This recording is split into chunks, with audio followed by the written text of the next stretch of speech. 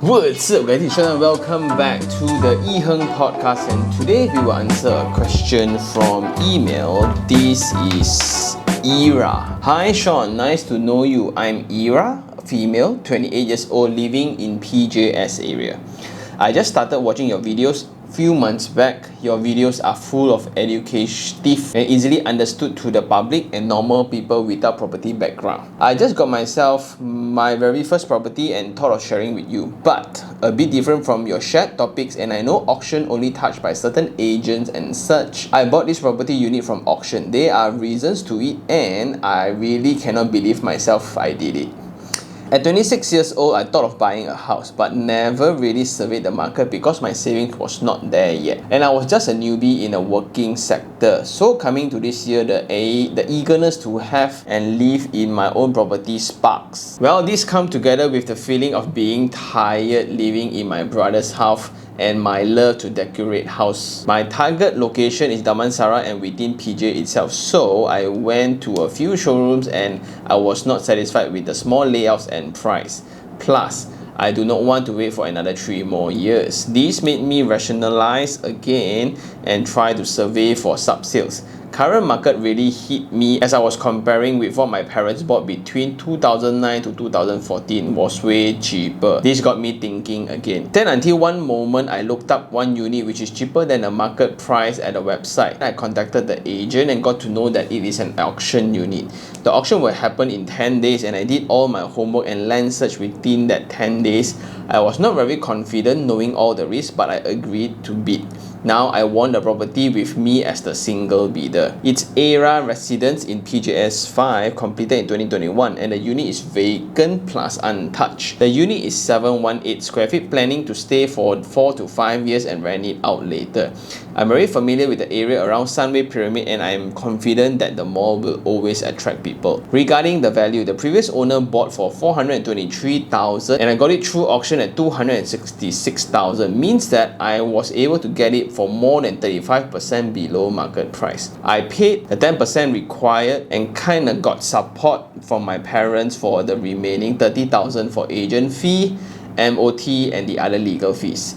Due to the MOT process that takes a lot of time and there was no direct transfer allowed, we need to pay 90% ourselves first to avoid penalty. Now I learned that the transfer of ownership is the one delaying the disbursement of loan, and it is not possible to join auction if you do not have cash for the whole property amount in hand. I am grateful for my parents' support and I am able to finally get my first property with my monthly installment of 1,069 ringgit a month. That is actually my goal, to have a decent comfortable condo with lower installment, as I wish to look for a second property that may be better after 5 years. Sorry for the very long story, just thought of sharing another side of property buying. If you can share your feedback, it would be nice, as I always love your multiple angles of views. By the way, renovation will be starting soon and your videos will be on my reference now. Regards, Era. So, very interesting, very dramatic. Thank you very much for sharing, Ira, and I really appreciate it. As mentioned, this is a very different story, and let's kind of break down the property a little bit lah. So 28 years old female, got sick and tired with living with a brother already, and she wants her house where she can decorate on her own. But her journey at 26 years old was interesting. So a lot of people start having property knowledge or researching about properties only when they have enough money or enough saving, which is right and wrong. I don't know. Because most of the time people will think that since you got no money, go and research for what? Go and learn all this knowledge for property for what? Even if you find a deal, you got money to buy meh? This sounds like the Asian mother or Asian parenting. To me, regarding this, I would take a separate approach. I would encourage a lot of youngsters, when you guys are, if you are watching this when you're 23 to 26, right? A lot may not know this. Buying a property is not like I want to buy now, then I can just walk in and buy. Can lah if you have all the money, but when we are younger at 23 to 26, right? I would suggest to get your education first, to know what you want first. So we have the 4 basic steps of Sean. The first one, which is to know your intent first, right? Well, it will be very blur right now because now you're barely saving money, right? So what's the point of fixing the intent? But to know your intent, like how to think, that's very important. Investment, how do you then think? For an own stay, what would you like? And you can learn that via the 20 different properties research. And that takes a lot of time, and that again takes a lot of people by surprise when I suggest them 20 different properties. At a weekend, at most, you can go like 4 if you're really pushing it, and it's going to be a very tiresome journey altogether if you are rushing through that 20 different properties. If you just take your time, slowly digesting it, right, and you kind of share that with your peers and your colleagues around work. Hey, you know, last weekend we went to this property around here. Hey, last weekend we went to another one there. Then slowly you kind of get the vibe, and you also attract the right friends to kind of hang out with you. Suddenly, when you find this click, right, it's going to be so fun. The entire journey starts becoming enjoyable. Then throughout the year, suddenly you will have all the information in hand. Like suddenly how you know that this property that you buy at 266 is cheap because the market price was 423. Then at 266, suddenly now you know that it's actually a good buy leh. But why Sean don't talk a lot about auction? You guys know or not? Then suddenly you will grow, and when the time comes, it's just like how people define luck. Luck is when opportunity meets preparation. You are prepared, you know how much you can loan, you know how much is in your bank, then you can know how much you can afford for renovation, how much you can afford for down payment, and etc. If cannot afford still, what can I do? All these are mapped out in your head before buying. So here then I disagree. Like, I hope that you started way earlier at 26, right? So you wouldn't make these few mistakes lah. And then the second thing to talk about will be her being demotivated, right? Looking at what her parents bought from 2009 up to 2014, the price was very demotivating to go in already, because you know that last time people buy how much only, now the price has gone up. Plus, she also mentioned a very interesting point.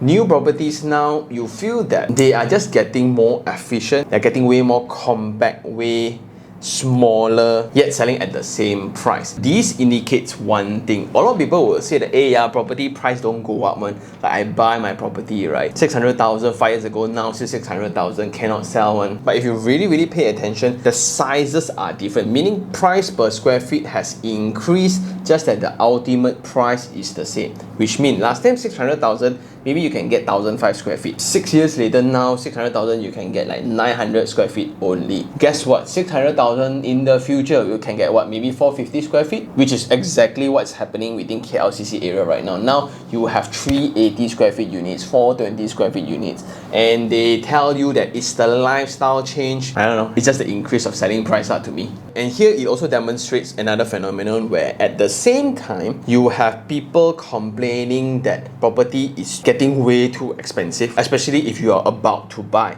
Property will always feel expensive when we buy. 15 years ago, it's still expensive, and our parents' time, my grandfather days, also expensive. Right? At the same time, you also have people complaining that property prices are not increasing. Property price in Malaysia cannot make it on whatever. So these are the people that are not vested in, most likely, or even they do, right? They are complaining because the only project that they buy has not increased price within the last 6 to 8 years time, so they start snagging around. Property cannot buy, sure lose money one. But if you look into NAPIC's data, has property price increased steadily 2 to 3% every single year lah. So that's average. If the average figures indicates 2 to 3% increase, but you lost money, right? Then point number 3, within the email, she found this property that is way cheaper than the rest. So this shows when you pay attention to something, right, you're focused and you zoom into one particular location or one particular address, you will know inside out of every single project, price per square feet, how much. And when you are prepared, you know that, why this deal is way cheaper one? Guess what? It's an auction unit. While some agents do advertise them within the same platform like Muda, iProperty sometimes also got, Property Guru also sometimes got, but do call and ask whether is it an auction unit or is it just a distress unit or fire sale. Usually fire sale also not so cheap because it's way cheaper than the rest. And this is when it gets funny. 2 to 3 years time, she didn't do any research at all, but suddenly in 10 days, right, she became an expert. She did land search lah, do all the homework lah. But this is what I don't encourage. Without knowing the risk of auction units, she just went in. So she's kind of lucky that she got this because of the Pharma Foundation. If her parents kind of got foundation of funds, then I guess it's still fine lah. Because here, right, she got a unit at 266,000, which is 35% below market price. And here we can argue market price, the definition of it, like it's the listed price, not really the market price, but she paid 10% only. And when you go for an auction unit, right, so usually you are required to put in 10% as a bank draft for you to get registered as a bidder. So let's say here 266,000 list price, you will put in 26,600 as a bank draft as a deposit in, so you suddenly can sit in the hall technically, but now all online already lah. So you sit in the hall and you start bidding. And if you have 5 bidders, for example, every bidder this one depends on auctioneer lah. So some auctioneers will call it like every bidder we will just start with 3,000 first. So we have 5 bidders, straight away we increase 15,000 already. So 266, right? Plus 15,000, now is 281,000. Sometimes it's 1,000, sometimes it's 10,000. So it really differs from auction house to auction house. And when you have a very popular property, most of the confirmed price of this property will surpass the market price all the time, because by the time you add on, let's say you have 12 bidders, one bidder you add in 3,000, you should always start from the bidding price plus 36,000 already. So if you plus the 36,000, isn't that market price already? Then on top of the 10% that she paid, after she got the deal, then she needs to settle for the agent fee, for the MOT and legal fee. So the transfer of title here becomes tricky, because this property has been VP'd, right, to this owner, but this owner cannot make payments for 3 months consecutively. So he will receive the pink letter and love letters from the bank. Then they will auction off the property within a year time. So it takes a very long time to actually do it. So when it reaches the auction house, now this new owner, which is ERA, got the unit, but legally the developer is still in the midst of transferring the title from the developer over to the first buyer. Then the first buyer will need to make a different transfer of ownership to this brand new buyer, which is Miss ERA here. Some developers allow where the title directly transfer from the developer to the new bidder, but in this case cannot, because they will make 2 payments. So the lawyer fee, right, is extra to the developer. They don't want to bear it. It's still up to the first owner to pay it. That's why without the title, it will hinder your loan application. Right? And if you cannot fulfill the loan, or you cannot make the remaining payments of the 90% within the 30 days after you won the bid, right, your 10% will be forfeited, which is 26,600 will be forfeited like that. So now it's an argument, hey, I put in 26,600, right? Then I win the bid. Huh? Suddenly I need to pay 30,000 extra for all this miscellaneous fee. Huh? Now the title cannot be transferred directly from the developer to me. I need to wait for the first owner to let go, and that actually hinders my loan application.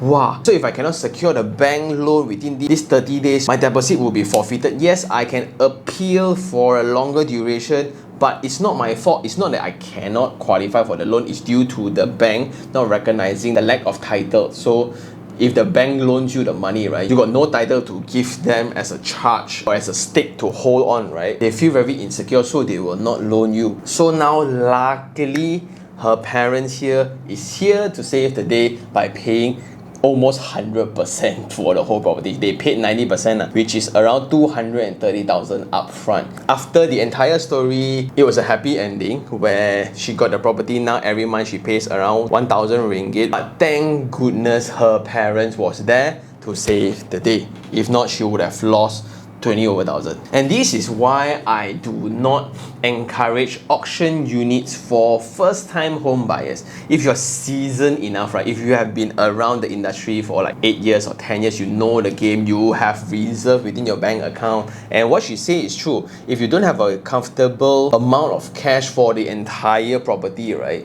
don't bid. And there's a few arguments again. Let's just go with it. First of all, when you say 423 was the previous price that the previous buyer bought from the developer, so when you buy at 266, right, you got it at 35% below market value. Is that entirely true? I will argue no. 423,000 was the price that was agreed between the buyer and the developer. Maybe got 15% discount behind it, right? maybe 15% already. Yeah, it's still around 350,000. But after handover, 350,000, if I were to sell 350,000, got people buy or not? If no people buy, will people buy at 280? Will people buy at 290? If yes, at 290, that's the market price. When your neighbors are willing to sell at 290, then you bought at 266, yeah, you save a 10%. But at a risk of losing your 10% entirely if you cannot pay the balance 90% within 30 days after signing the bidding papers, is it worth the risk? You get what I mean? Yes, the bank may value at 400,000. And this is also a misconception that a lot of people may have. So a lot of people will think that, hey, market price is 423, right? I can take 90% of 423,000, then I pay the remaining to the bank at 266,000. So I buy the property already, I still have balance of cash.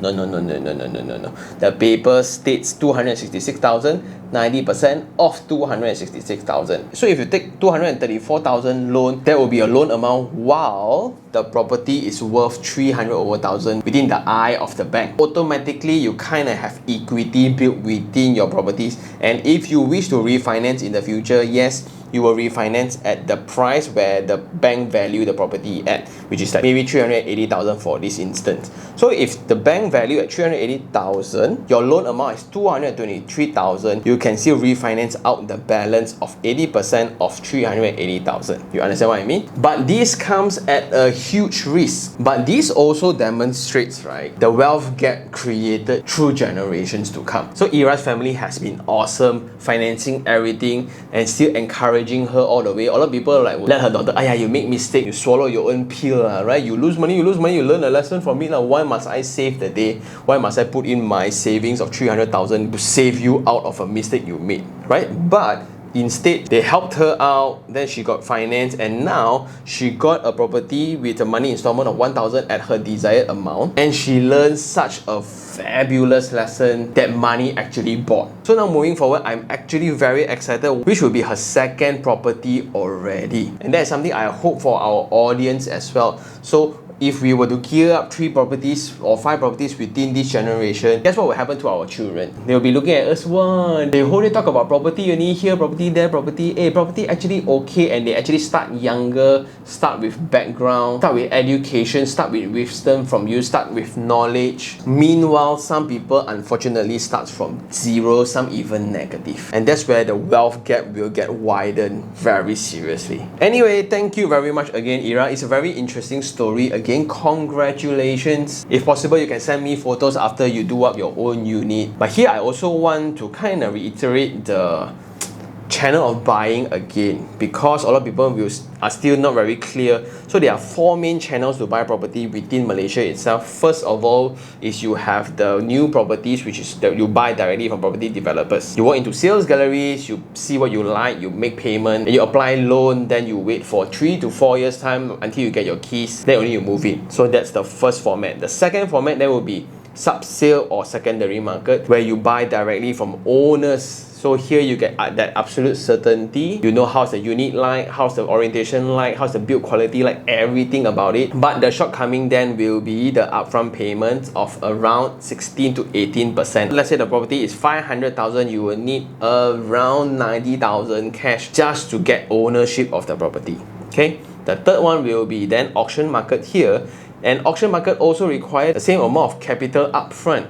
And this comes with a risk after going through this story. If you cannot secure the financing or you cannot pay upfront within the time limit agreed, the initial deposit will be forfeited or burned, in other words. So if you blindly go into this game, you will get caught. Plus, this is only one of the very mild issue. So some you will have private caveats registered to the title. Some you will have problems within the units. So after you win the bid, you go into the unit, you will have a shock of your life. Because usually you cannot visit the properties. Outside you can still see, but within you cannot see unless it's tenanted. So this is where it's a true test of knowledge and access and experience. So for property newbies, right, try to stay away unless you are loaded with cash.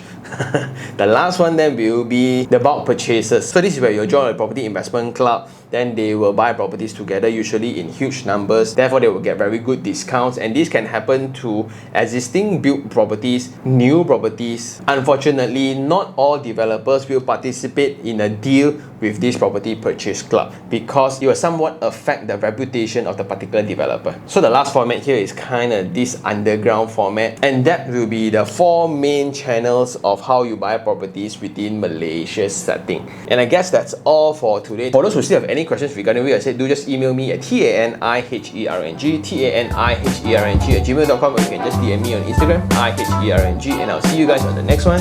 Ciao.